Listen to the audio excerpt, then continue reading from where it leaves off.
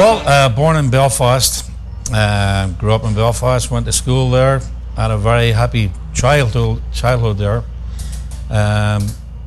Left Belfast at the height of the Troubles, as we call it, you know, when the so-called Protestant Catholic riot started, August '69. Moved to Scotland, '71. One of the reasons was to go there was get out of the Troubles, one of them. Secondly, to go and support my soccer team, Glasgow Celtic, who I still support to this day, and actually known as a fanatic.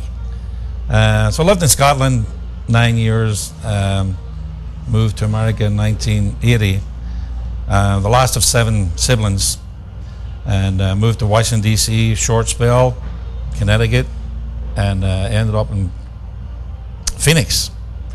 Reason being, I'm always asked the question, why do you end up in Phoenix, or how do you end up in Phoenix?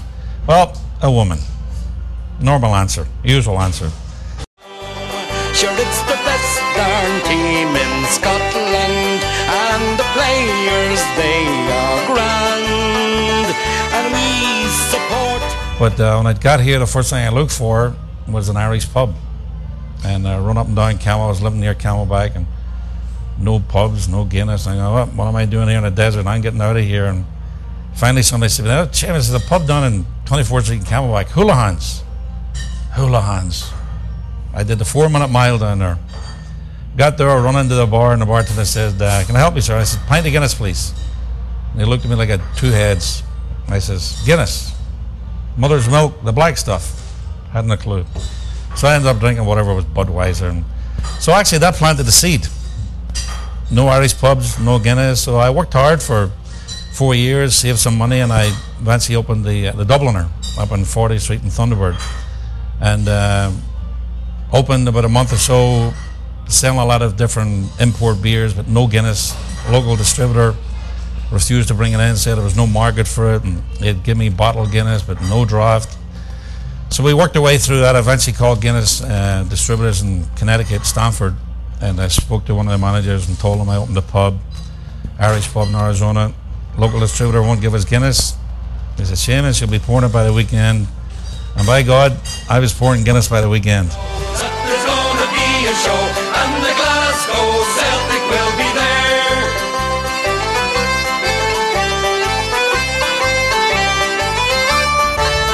So I had a good number of years in the Dubliner.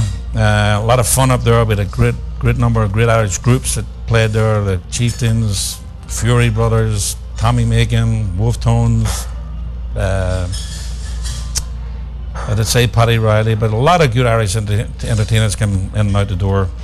Eventually sold a Dubliner, I'll say in '91, and then I moved downtown. I opened Seamus McCaffrey's. Again, always fun opening a bar. I got really enthused about opening a new pub. I really get into it, and it's a lot of fun doing it. So I was down there for a number of years, and ended up in 2001 we opened up 2002 sorry, we opened up Rosie's, and Frank, my bartender at the time, took over Seamus's downtown, and Frank's great fella to me. It's almost like a father figure. I'll hate to hear that, sorry Frank, but anyway, Frank is like a father figure to me. I love him dearly, and he's got a we call him Young Andy with him, who's a great help for him, and Andy's part owner of Seamus also, and they're keeping the tradition going. They're keeping the atmosphere, the ambience going at Seamus. Everybody loves it, so happy for them. They're doing a good job. So up to Rosie's, and we opened up here and literally took over I believe it was a Good Egg at the time, the Eggery, and literally gutted it down to the 4 walls and built it from inside out, basically. A lot of the artifacts here are from Ireland, a lot of memorabilia are from Ireland. But you can put memorabilia in a pub and all that stuff, but I think you have to have to me anyway, an Irishman should own an Irish pub. And it's got the ambience. If an Irishman owns it, to me it's an Irish pub.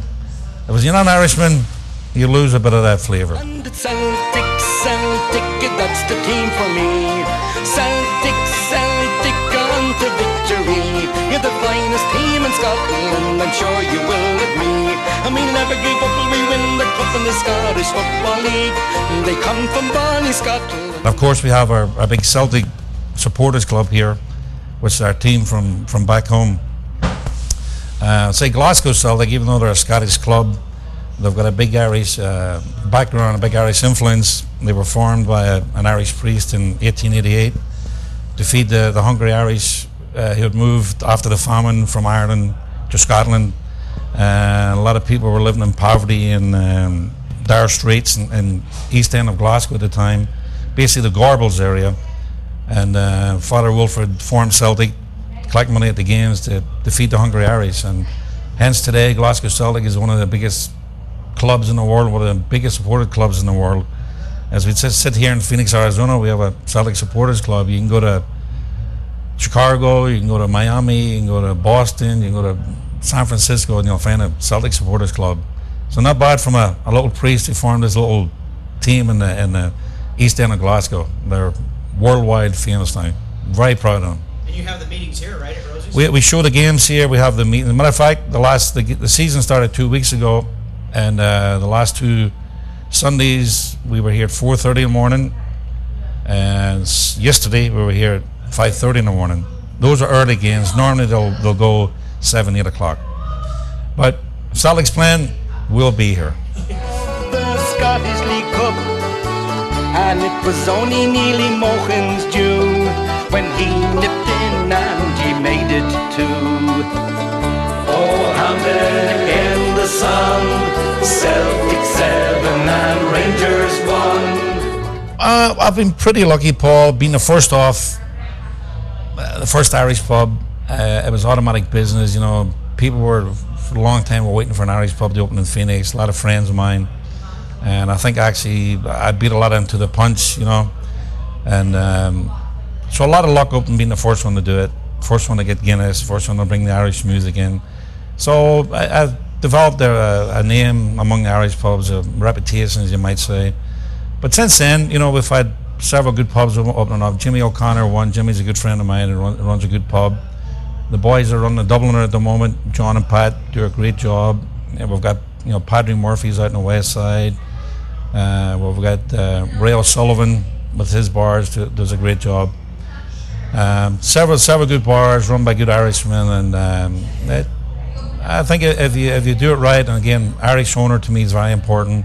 It makes it easy for you. But there's challenges out there. Don't get me wrong. You just can't open the doors and put a shamrock up there and hope you're going to make business, because there's been several bars in Phoenix here has opened up. Again, American owners who maybe didn't know what they were doing, didn't know the background of Ireland, you know, just didn't do things right. So it doesn't automatically, as I say, automatically mean you're going to put a shamrock on, open the door and make business. It's tough. When I opened the Dubliner, I was washing floors in the morning, cleaning dishes, bartending all day and all night, and coming back in and doing the same thing in the morning. Couldn't afford other people to do it. And, you know, as business built up, it got better, you know.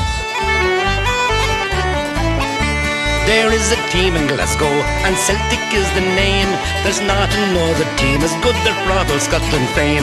They've won most every trophy, there is now to be won. And when the season's over, should they top division?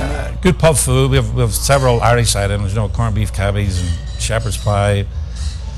And we're known here for the best fish and chips. A lot of the other pubs will disagree, but we win the award every year, you know. But we have good fish and chips, shepherd's pie, as I said, stew, and then a lot of good sandwiches and burgers, you know. And it's pretty, use the word, inexpensive. I mean, it's, I think if you have somewhere items, you go into Scottsdale, you're going to pay a lot more for it, and sometimes I don't think it's as good. And it's Celtic, that's the team for me. Celtic, on to victory. You're the finest team in Scotland, I'm sure you will agree. I'll tell you a quick story. When I was a young nipper, there was an old lady up the street, old Mrs. Cullen, and every Monday morning I'd get her old leather shopping bag, and there'd be 7 empty bottles of Guinness in it, and she'd give me a doctor's prescription, and I'd run down to Hockey's pub down the Falls Road, and I'd barely get the bag up in the bar, and the bartender would take it off me, take a doctor's prescription, and he'd put 7 bottles in it and hand it down to me, and I'd run back to old Mrs. Cullen and give her 7 bottles of Guinness, and it was on National Health. Doctor prescribed, To this day, I believe it still goes on. If you're older, pregnant women, horses in Ireland even get a bottle of Guinness in their oatmeal in the morning. But a lot of iron, a lot of vitamins in Guinness, and every doctor in Ireland will tell you a bottle a day is very good for you. Thank you, Seamus! Hail, hail, the Souths are here. What the hell do we care now? For it's a grand old team to play for it's a grand old team.